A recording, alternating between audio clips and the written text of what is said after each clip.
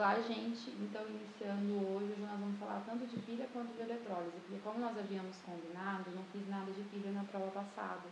Então, hoje nós vamos falar um pouquinho antes de pilha e eletrólise junto. Então, só para avisar que o vídeo de hoje vai ficar um pouquinho mais comprido. Vamos lá, para não deixar mais comprido ainda. Então, o que acontece? Quando eu vou produzir energia, pilha, eletrólise, sempre está relacionado com a energia, com a eletricidade.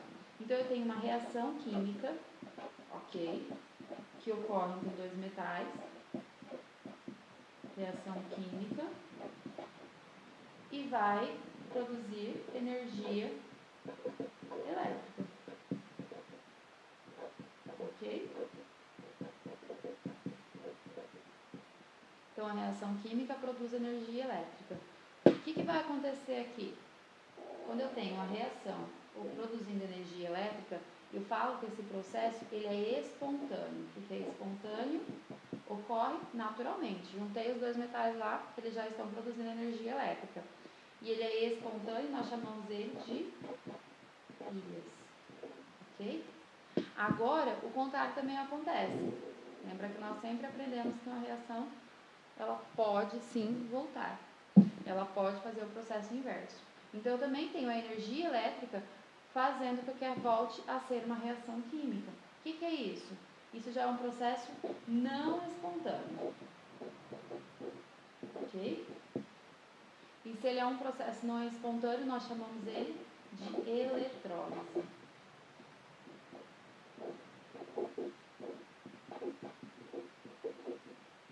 Gente, vocês realizam esses dois processos todos os dias na casa de vocês. A reação química transformando em energia elétrica é um momento que agora, por exemplo, vocês provavelmente estão assistindo no celular.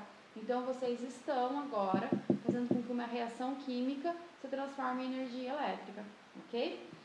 Mas tem o processo contrário também. O que acontece? Uma hora acaba a bateria do seu celular. Então, o que você vai fazer? Vai conectar na energia elétrica, vai ligar lá na energia elétrica e vai fazer o processo contrário, vai fazer com que a reação ocorra inversamente, para que novamente eu tenha quantidade de uma reação química, para quando eu tirar o celular do cabinho, ele volte ao processo inverso. Então, isso é um ciclo que ocorre todos os dias, ok? Vocês fazem isso todos os dias na casa de vocês. Então, processo espontâneo é a pilha, não espontâneo, eletrólise. Continuando aqui.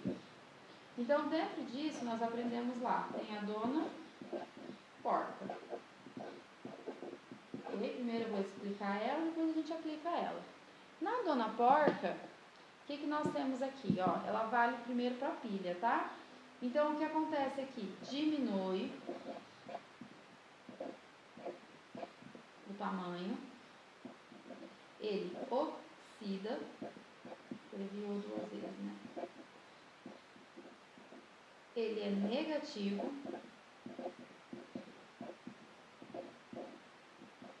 e ele é o ânodo. Ok? Depois o porca, PO de positivo, R de reduz,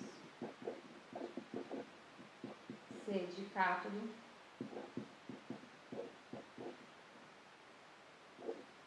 e A de aumento. Então, vamos aplicar agora a dona porca aqui. O que acontece? O que nós precisamos observar aqui pela dona porca? Então, ele fala lá que diminui a massa de quem oxida, o polo é negativo e ele é o ânodo. Então, de quem oxida? Quem, nesse caso, oxida é o zinco. Então, o que vai acontecer aqui no zinco? Os elétrons estão saindo e indo para o cátodo, que é o nosso cobre. Isso daqui é uma pilha comum de Daniel, como a gente já tinha conversado, tá? Então, o que está acontecendo aqui no zinco? Eu estou saindo de Zn0, então ele estava ali com uma quantidade de elétrons fechada, porque ele é metálico. O que aconteceu com ele? Ele formou Zn2+, mais 2 elétrons. Ele liberou os 2 elétrons, que são os elétrons que estão saindo daqui, esses 2 elétrons. Então, o que vai acontecer? Ele diminui a massa. Com o tempo, você vai ver que o quê? Que o que essa placa de zinco ela vai ficando cada vez menor. Ele oxida. Oxida por quê? Porque ele está perdendo elétrons. Ele é o polo negativo. Por que ele é o polo negativo? Porque os elétrons saem daqui, então, negativo. E ele é um ânodo. Ânodo, lembra lá que quem oxida é o ânodo, vogal com vogal. Agora, o processo contrário também vale. Olha o cobre lá. O cobre está recebendo elétrons. Então, antes, ele estava com falta de elétron. Ele era cobre 2+. Mais, lembra dos 2 elétrons? 2 elétrons vai formar cobre metálico. Então, o que está acontecendo aqui? O cobre que estava nessa solução está saindo da solução e indo direto para a placa metálica. Quer dizer, o que vai acontecer com essa placa? Ela vai aumentar de tamanho. Olha lá, ó, ela aumenta de tamanho. É o polo positivo, porque ele era positivo, ele que recebe os elétrons. Ele reduz. Por que ele reduz? Porque ele recebe elétrons novamente. R com C reduz cátodo. Então, consoante com consoante, automaticamente ele é o cátodo. Lembraram? E a eletrólise, que é o processo não espontâneo.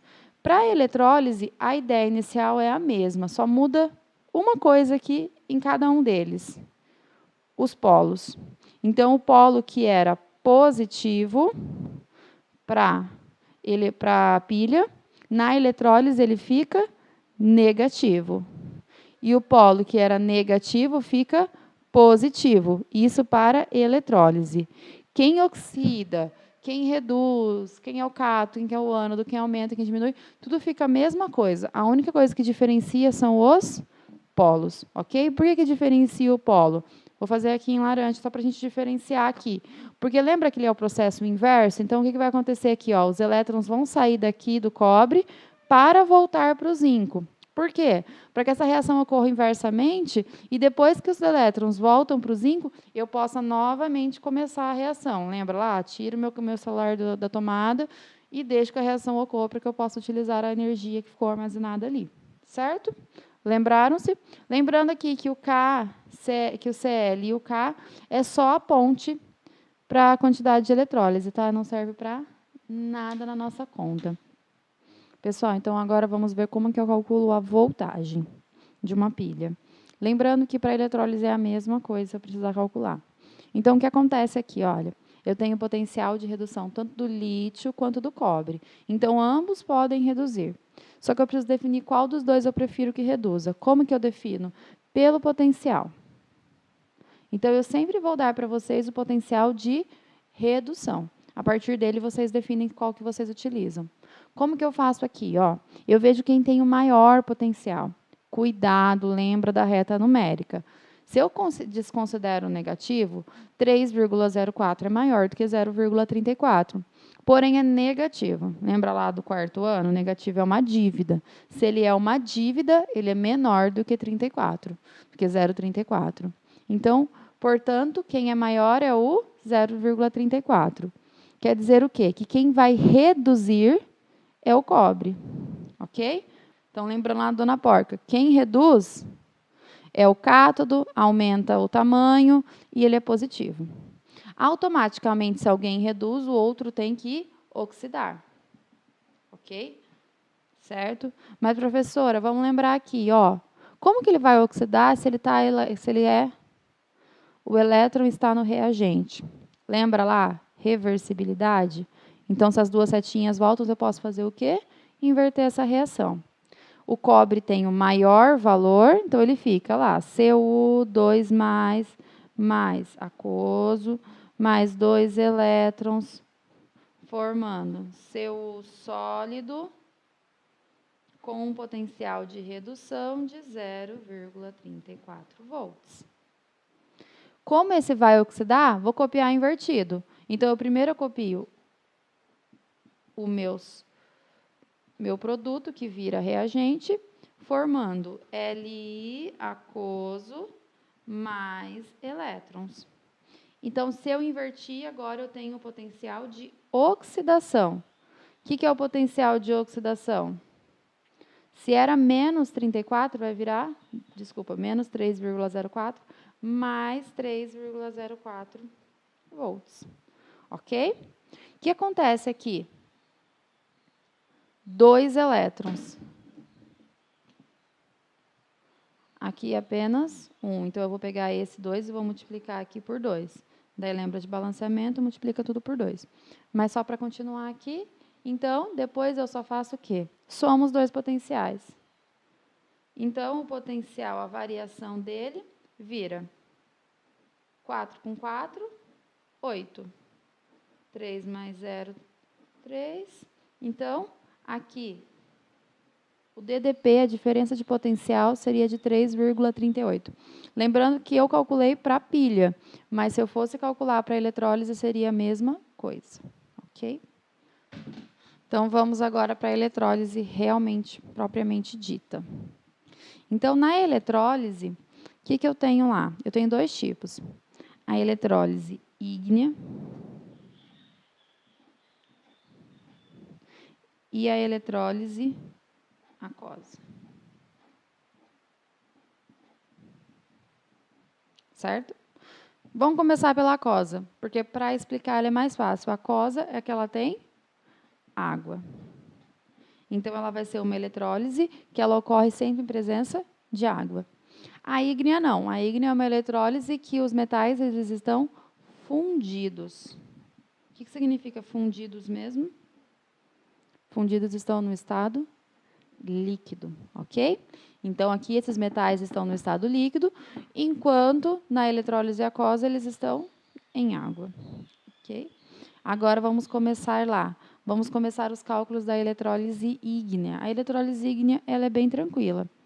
Lembra lá? Então, por exemplo, o que vai acontecer na eletrólise ígnea? O enunciado sempre vai te dar um sal. Por exemplo, Al2O3 sólido, ok? O que vocês vão fazer com esse sal? Separar os dois.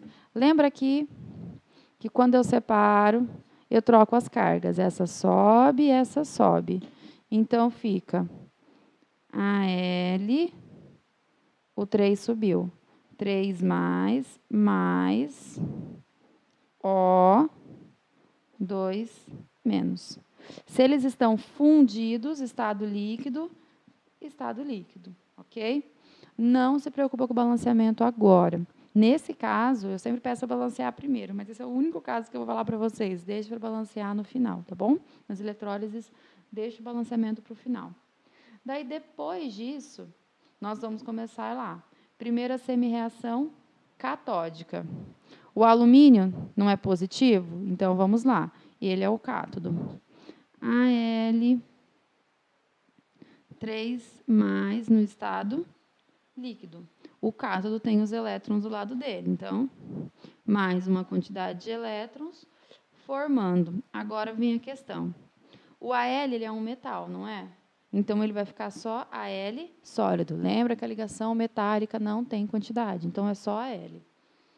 Depois disso, então, essa é a reação catódica. Ok? Vamos para a reação anódica. A anódica, O2 menos, também no estado líquido. Qual que é a diferença aqui? Os elétrons eles não vão estar no reagente, eles vão estar no produto. Então, ele vai formar, agora vai formar O2. O2. E o O2 ele vai ser sempre gasoso. Como que eu sei que é O2 e como que eu sei que é gasoso? É pela reação que ele é da família 6A. Porém, se vocês preferirem, na página 43, no finalzinho dela lá, tem uma tabelinha dizendo qual é gasoso, quais são as quantidades e assim por diante.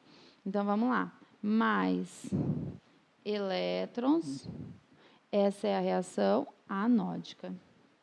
Ok? Depois disso, terminei a reação catódica e anódica.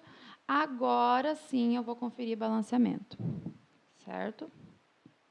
Como que eu vou conferir balanceamento aqui? Ó? O que nós temos que olhar? Aqui é O2 e aqui eu tenho 3. O alumínio é mais fácil, porque é só 1, então é só ver o número que eu coloco.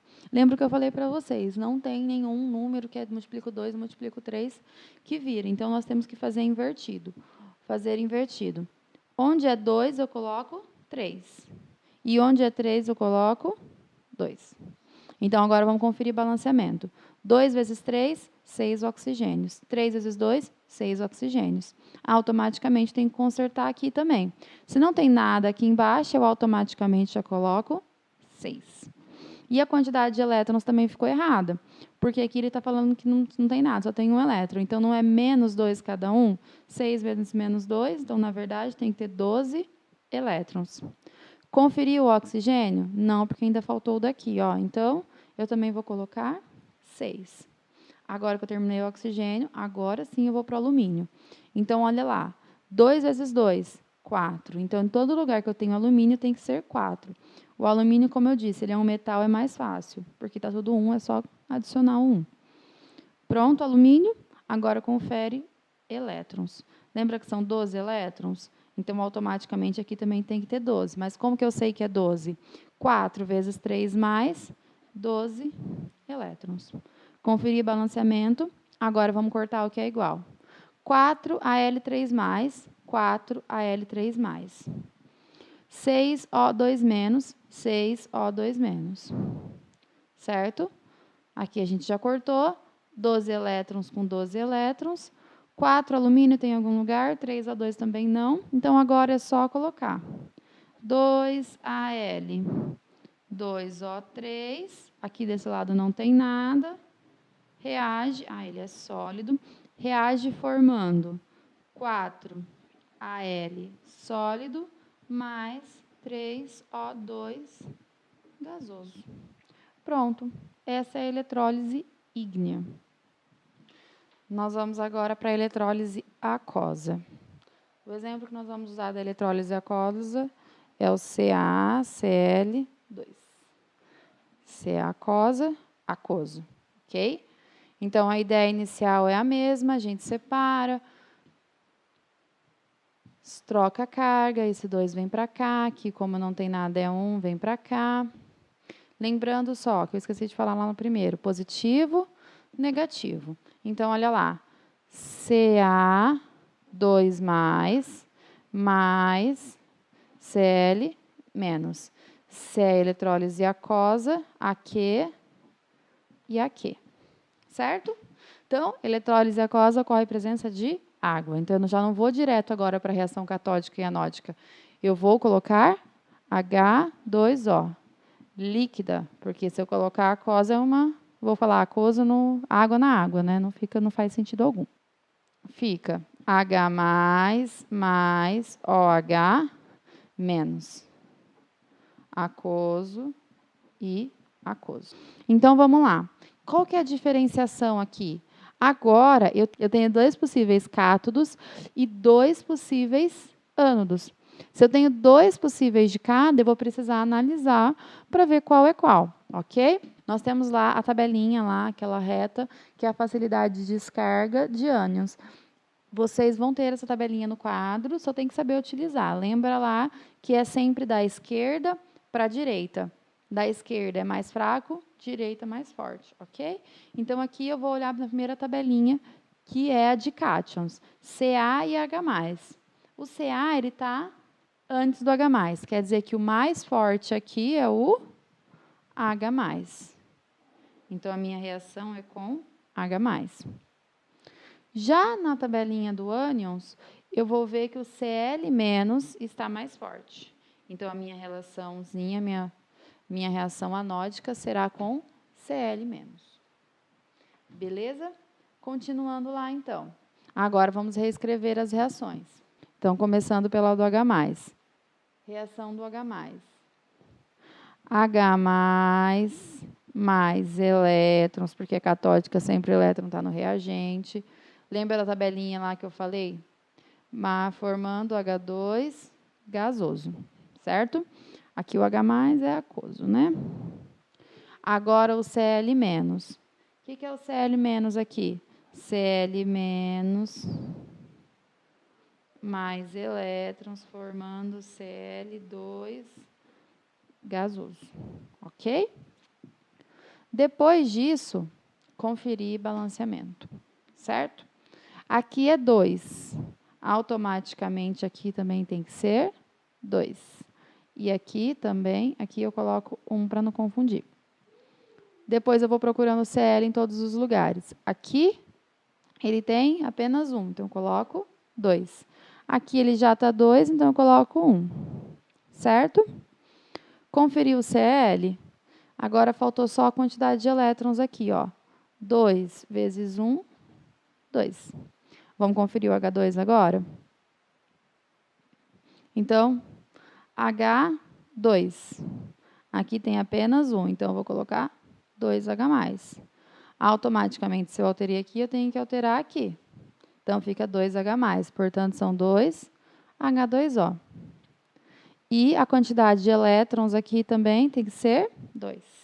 Conferi o H? Conferi. Só que agora, na hora que eu alterei o Cl e o H, eu automaticamente alterei o cálcio e também alterei a hidroxila. Então, eu tenho que vir conferindo eles também. O cálcio ficou 1, então 1. Fácil. A hidroxila, eu não coloquei o 2 aqui na frente, então, automaticamente, tem que vir e colocar o 2 aqui também. Agora, sim, eu conferi balanceamento. Vamos lá? Continuando, então. Ca2+, tem em algum lugar? Não tem, né? Então, continua do jeito que está. Cl, 2Cl-. Que corta. H2O também não tem. 2H+, aqui, ó. Corta, corta. 2OH- em nenhum lugar. 2 elétrons com 2 elétrons. Não tem mais nada para cortar, só copiar o que sobrou. Então, ficou lá. CaCl2 aquoso mais 2H2O líquido, formando um Ca2+ aquoso mais, não tem mais nada aqui, 2OH- também aquoso, mais, vou colocar embaixo agora, H2 gasoso mais Cl2 também gasoso. Gente, só para lembrar um pouquinho, então, essa é a reação catódica, essa é a reação anódica e essa é a reação global, tá? Não esqueçam desses nomes para caso tenha alguma pergunta sobre isso. Com isso, nós terminamos os processos qualitativos, que são aqueles processos de consideração. Agora, vamos para o processo quantitativo. Vamos calcular, então. Nós vamos precisar lembrar de algumas coisas. Nós vamos precisar lembrar de Coulomb, Faraday e do Avogadro. Certo? Então, o que nós sabemos lá? Que a cada 1 mol de uma substância, eu tenho 6,02 vezes 10 a 23 elétrons, ok? Sendo liberados. 96.500 coulombs, ok? E 1 Faraday. Então, essa relação base, lembrando que 1 vale para todos, né? Essa relação base, vocês precisam saber de cabeça, gente, tá? Essa é a relação que nós vamos ver em qualquer exercício. Dentro disso, nós vamos utilizar uma formulazinha que vocês já conhecem desde lá do 9º ano, que é a carga é igual a amperagem vezes a variação do tempo que isso ocorre, certo? Carga é igual a corrente elétrica vezes a variação de tempo. Carga, ela vai ser dada em coulombs, corrente, ampere, variação de tempo, segundos, ok? Se for diferente, vocês precisam transformar. Isso daqui eu não vou ficar me estendendo na teoria, vou direto para o cálculo, tá? Então, vamos começar a calcular isso? Vamos para a prática, então? Pessoal, é importante que vocês tentem desligar, pausar o vídeo agora, tentar resolver o exercício e depois voltar para conferir. Mas vamos lá. Em um experimento, um estudante realizou nas condições de ambiente, temperatura e pressão a eletrólise de uma solução aquosa de ácido sulfúrico, utilizando uma fonte de corrente elétrica contínua de 0,200 ampere durante 965 segundos. Sabendo que a constante de Faraday é 96.500 coulombs por mol e que o volume molar na CNTP é de 25.000 de H2 desprendido durante a eletrólise é igual a, foi igual a. Então, vamos lá. Percebem que o exercício facilitou bastante a nossa vida. Por quê? Olha lá, 0,12 ampere. Ampere é o I. 0,200 ampere. I já está em ampere, então não precisa fazer nada. Variação de tempo, 965 segundos. Já está em segundo, também não preciso fazer nada. Ele já deu para vocês a constante, 96.500, e ele deu o volume molar. O volume é de 25.000 ml por mol. Como eu disse, olha como ele foi bonzinho. Ele já deu em ml e as respostas estão em ml. Então, na hora de calcular, não precisa transformar nada. Vamos lá? Para começar, então, o que nós vamos fazer? Nós vamos jogar na fórmula. A carga é igual a I vezes ΔT. A carga que eu quero saber é igual o I 0,200 vezes 965. Carga é igual a 193 coulombs, certo? Achei a carga? Agora, eu vou montar a relação lá. O que eu sei? 1 mol tem 96.500 coulombs. 193 coulomb vai dar X. Lembra que eu falei para vocês? Sempre, antes de dar continuidade, tenta simplificar aqui, porque facilita a conta de vocês. Se vocês dividirem 96.500 por 193, vocês vão ver que dá 501. Olha como fica bem mais fácil. 1 vezes 1, 1. X vezes 500, 500. Ele vai ficar aqui, mas vai passar dividindo. Então, vai ficar 1 dividido por 500, que dá 0,002 mol. Como é a carga de elétrons? Lembra lá? Esse mol é de elétrons. Só que o volume que eu estou trabalhando é de H2. Então, o que nós vamos precisar transformar? Esse mol de elétrons em H2. Então, ele forma H2 gasoso, H mais e elétrons. Balanceamento. 2, 2, 2. Porque 2 vezes 1 dá 2. Ok?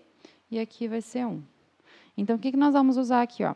A cada 2 mols de elétrons, eu tenho 1 mol de H2. Quanto que eu tenho de elétron? 0,002 mols. Então, eu vou ter X.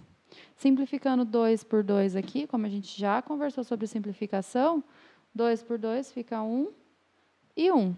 Então, aqui, na verdade, vai ficar X é igual a 0,001 mol de H2.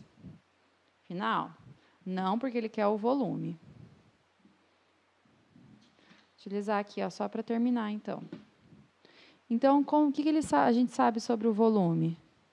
É 25.000 ml por mol. Então, são 25.000 ml a cada 1 mol. 0,001 mol vão ser X. Corto aqui. 1, 2 zeros, 1, 2 zeros. Essa última casa eu ando para cá, aqui.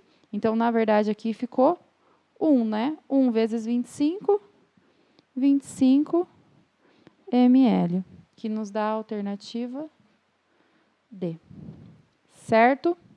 Vamos para o último exercício para terminar. Vamos lá, então, pessoal. Pausa o vídeo, resolve, depois volta aqui para conferir. Pausou, voltou? O cromo é usado na galvanoplastia, revestindo estruturas metálicas. Pelo processo de eletrodeposição, 780 mg de cromo metálico foram depositados sobre um metal de solução ácida que contém óxido de cromo 6, sobre uma corrente de 10 amperes. Tem a reação e ele pergunta qual o tempo necessário, então ele quer o tempo, outra coisa importante, em minutos, para a realização desse processo. Então, vamos lá. O que nós temos que tirar aqui os dados? Ele deu a massa do cromo metálico.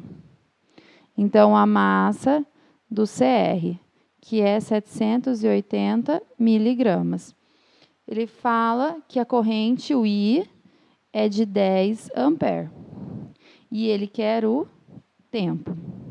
E o tempo tem que ser em minutos, certo? Se ele tivesse dado a carga, jogando lá na fórmula, a carga é igual I vezes delta T, né? Eu poderia ter colocado nessa fórmula direta e acabou. Porém, ele não deu a carga para vocês. Ele simplesmente deu o I, que é 10, e deixou o tempo e a carga sem saber. Então, como que nós vamos fazer? Nós vamos ter que ir lá, usar a reação, usar essa massa para poder achar qual é a carga, tá bom? Então, vamos lá. Vamos achar a carga a partir da massa. Como que a gente faz isso? O que nós precisamos lembrar, então, para resolver dessa forma? Nós vamos lembrar lá, nós temos aqui ó, a reação. Então, essa é a reação. O exercício já deu ela balanceado, que facilita bastante para a gente. E o exercício, ele só fala aqui, ó, dos elétrons, né, que é o nosso conteúdo, e do cromo metálico. Quer dizer o quê? Que todos os demais nós não vamos usar, não vai servir para nada.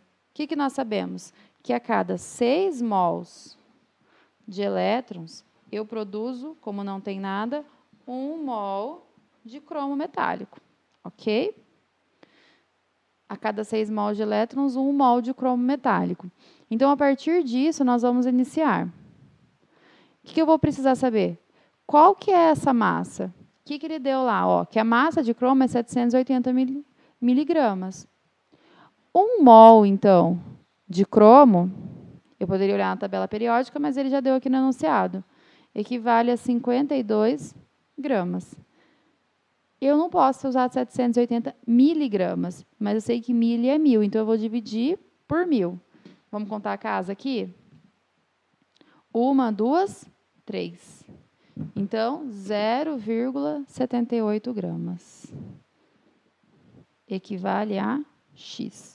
Multiplicando o cruzado, nós vamos encontrar que 0,78 dividido por 52 vai dar 0,015 mol, certo?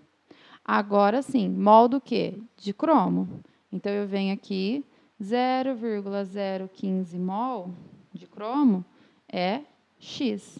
X é igual 6 vezes 0,15, 0,0 mol. Não é mais de cromo agora, é de elétrons, certo? Com a quantidade de elétrons, eu posso fazer a relação lá para Coulomb. O que nós sabemos? Voltando lá no início, olha. 1 mol é o que vale a 96.500 coulombs. Então, 1 mol, 96.500 coulombs. 0,09 mol equivale a X. Corto o mol com mol, X é igual. 0,09 vai dar 685 coulombs. Terminei o exercício? Ainda não. Agora sim eu tenho coulomb. Lembra que o coulomb eu jogo aqui na carga? Então, aqui, 8.685 é igual a 10 vezes variação de tempo. O 10 está multiplicando, passa dividindo. 8.685 dividido por 10 é igual a variação de tempo. Então, a variação de tempo deu 8.865 segundos. Aqui vem toda a questão. Se eu fosse só o tempo, eu poderia já deixar, acabei. Porém, ele pediu em minutos. Para eu descobrir isso em minutos, o que eu vou fazer? Eu vou dividir por 60. Porque 1 minuto tem 60 segundos. Dividindo esse valor por 60, eu vou chegar em 14,425 minutos. Ok? Eu poderia já deixar esse valor porque está em minutos. Mas caso vocês queiram transformar esses 425 em segundos, como que vocês vão fazer? 1 minuto tem 60 segundos. 0, tira o 14, porque o 14 é inteiro. Pega só o que for decimal. 425 minutos vão ser x. E multiplica esse 0,425 por 60. Nesse caso, ele dá x igual 25,5 segundos. Então, minutos, isso. Se eu quero responder com segundos, 14 minutos e 25,5 segundos. Gente, bons estudos e boa prova.